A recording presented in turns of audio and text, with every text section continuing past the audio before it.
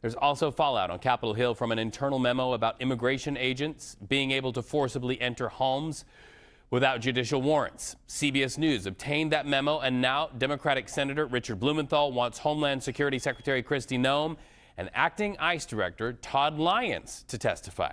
Let's go live now to CBS News immigration and politics reporter Camilo Montoya-Galvez. So, Camilo, let's talk about that internal memo. Walk us through what's in it and perhaps some of the pushback today. Hi, Reed. This internal directive here by Immigration and Customs Enforcement amounts to a seismic change in federal immigration policy.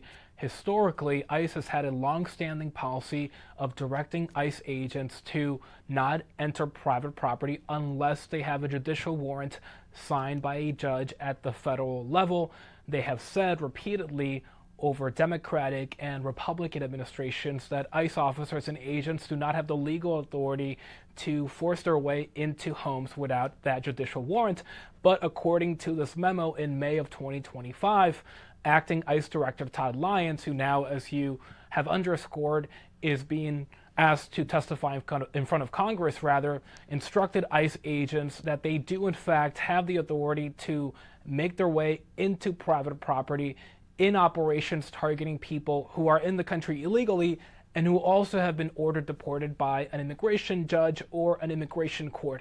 In those circumstances, he says in this memo, agents can in fact force their way into homes without a judicial warrant.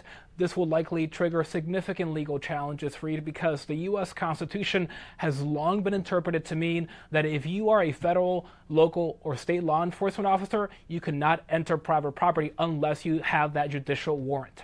All right, Camilo Montoya-Galvez, thank you so much for that.